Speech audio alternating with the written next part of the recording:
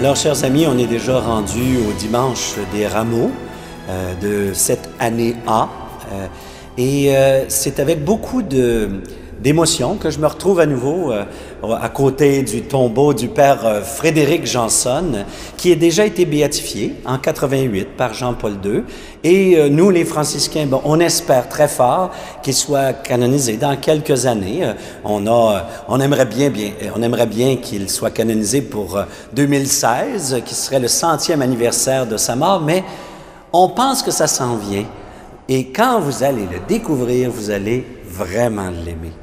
Le Père Frédéric nous parle très, très bien du texte de cette semaine. D'abord, c'est quelqu'un qui a aimé profondément la Terre Sainte et tout ce qui est l'incarnation. Le dimanche des rameaux, c'est la semaine de l'incarnation par excellence. Et je vous invite à commencer notre réflexion par la première lecture qui vient d'un des livres de la sagesse, qui est dans l'esprit de la sagesse, mais c'est un extrait d'Isaïe. Pourquoi je me suis trompé? C'est parce qu'il commence avec le fameux thème de la sagesse qui est la docilité à la parole. Cette docilité qui nous permet, thème très, très, très important dans la sagesse, de se laisser instruire. Ceux qui connaissent les livres de sagesse savent combien ces livres parlent, comment la vie et comment Dieu, à travers la vie, nous instruit. Or, les textes que nous avons cette semaine nous parle de tout le renversement que vient opérer Jésus. Ce n'est pas un petit renversement. L'entrée triomphale de Jérusalem à Jérusalem sur un petit âne ou une ânesse, c'est un peu, comment je dirais ça, c'est à la croisée de ce que nos frères juifs attendaient du Messie, une entrée triomphale, sous les acclamations, mais en même temps, c'est une entrée triomphale, mais ce n'est pas avec des chars de guerre. Il y a déjà dans la vision, il y a quelque chose du Messie qui entre sur un âne qui est un peu, c'est pas ridicule, mais c'est quand même un peu surprenant qu'un roi entre comme ça. Mais ça dit quelque chose déjà de la vision du Messie, où même l'âne se laisse guider, dans ce cas-là, vers Jérusalem, emportant celui. Il n'est pas rétif. L'âne est bien connu pour résister. C'est pas pour rien que François d'Assise parle de son corps comme du frère âne, parce qu'il se rend compte que souvent le corps a tendance à résister à l'appel de la grâce, où est-ce qu'on pourrait aller, etc.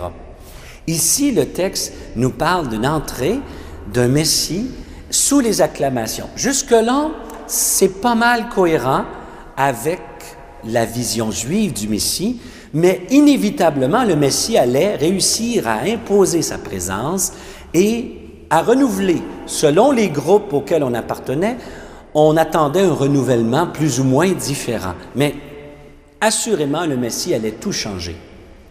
Je vous dirais, c'est la dernière fois que Jésus a des allures de Messie à la juive, parce qu'à partir du dimanche des rameaux, il va entrer dans une dynamique radicalement différente, où là, le Messie n'est pas celui qui s'impose, mais celui qui restera fidèle jusqu'à être rejeté. Et en cela, Jésus apporte une image du Messie qui est vraiment très différente. Cette semaine, nous lirons aussi tout le récit de la Passion. Et je pense que si on écoute attentivement le récit de la Passion de cette année, on peut le lire avec l'Épître aux Philippiens en arrière-fond. C'est vrai qu'il était considéré comme l'égal de Dieu, qu'il apparaissait, qu'il avait toute la prestance et la dignité divine. Nous, comme chrétiens, nous croyons que Jésus, un homme, donc, avait la totalité ou la plénitude de la divinité en lui.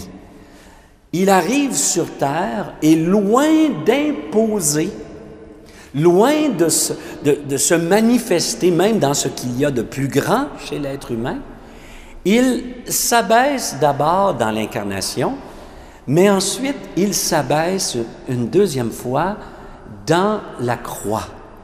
Et ça, c'est pour dire que, voyez l'image du Messie qui entre à Jérusalem sous les acclamations, et voyez qu'à partir de là, il va prendre une pente descendante. Il va descendre vers sa mort, mais, nous dit Saint Jean, dans la mort, la façon dont il meurt dans la croix, eh bien, il commence déjà son ascension, son retour vers le Père.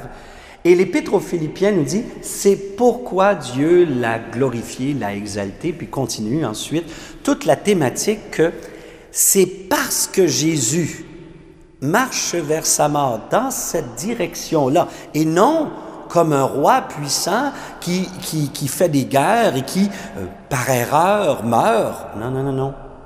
C'est quelqu'un qui reste fidèle à la mission qui lui a été confiée et qui marche et qui ne dévie pas de l'appel.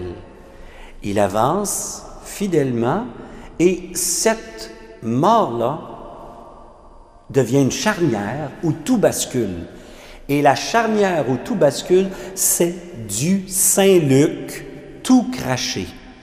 Parce que chez Saint-Luc, eh bien, Jérusalem est le pivot où tout bascule. Et c'est pourquoi dans Saint-Luc, dans l'Évangile de Luc et dans les Actes des Apôtres, eh bien, c'est pourquoi tout se transforme à Jérusalem. Tout se renouvelle à Jérusalem. Tous les événements importants arrivent à Jérusalem. Peut-être certains n'ont pas remarqué que le début de l'Évangile de Luc avec Zacharie et Élisabeth, c'est à Jérusalem, en fait, dans la banlieue de Jérusalem. La fin de l'Évangile est à Jérusalem, mais le début des Actes des Apôtres est à Jérusalem aussi. Ce qui veut dire que Jérusalem, c'est le point de bascule, c'est là où tout se transforme. C'est de ça que nous parle l'Épître aux Hébreux. Cette docilité du Christ qui est entré dans le chemin qu'il devait prendre cette docilité va devenir le lieu du renouvellement. Ce qui est le lieu de la mort devient le lieu du renouvellement complet, pas juste de la vie humaine, de l'univers tout entier. Ce qui nous amène à la première lecture. Première lecture, évidemment, qui va nous parler de cet homme qui ne résiste pas. Mais je vous invite à lire beaucoup les premiers versets que j'ai cités en début d'entretien tout à l'heure, en disant « se laisser instruire ». Parce que ce n'est pas naturel pour nous de voir dans le Christ le chemin de la gloire, le chemin de la victoire. Ce n'est pas naturel du tout, du tout. Il y a quelque chose en nous qui doit apprendre à se laisser conduire, qui doit se laisser instruire. Par quoi? Par le modèle, par l'exemple même du Christ. Nous commençons une belle semaine. Une semaine qui commence avec ce dimanche des Rameaux, qui va aller vers la Passion et vers le dimanche de la Résurrection. Et habituellement, dans le dimanche de la Résurrection, eh bien, on récapitule, on rappelle toute l'histoire du salut dans la veillée pascale pour dire qu'il y a une cohérence dans l'agir de Dieu. Il y a une cohérence et cette cohérence-là nous appelle à plus de cohérence. C'est-à-dire que là, maintenant, il ne suffit pas de regarder Jésus et à la limite d'applaudir en disant « c'est donc beau ce que tu as fait, Jésus ». C'est que ce qu'il fait est pour nous un modèle, est pour nous un exemple. Et dans cette marche-là, qui parfois a l'air d'une défaite, temporairement, est en réalité le plus beau chemin, le chemin le plus lumineux de tous, le chemin où on ne répond pas au mal par le mal, et où le bien est la seule voie, et où le bien, on le reçoit de ce Dieu qui se donne à nous. C'est pourquoi toute la prière et l'écoute attentive de la parole devient le lieu formateur où Dieu nous apprend à vivre selon son esprit. C'est ça qui est derrière le fait de se laisser instruire. On a toutes sortes de choses en nous qui nous orienteraient partout ailleurs, sauf l'Évangile. Ben, avec le Christ et grâce à Dieu, si on laisse un peu de docilité prendre place en nous, le Seigneur renouvelle notre esprit, renouvelle notre manière de penser, renouvelle notre agir en ayant le Christ pour modèle. Renouvelez-vous intérieurement, dit l'Épître aux Romains. Ben, cette semaine, c'est une belle occasion de nous laisser instruire.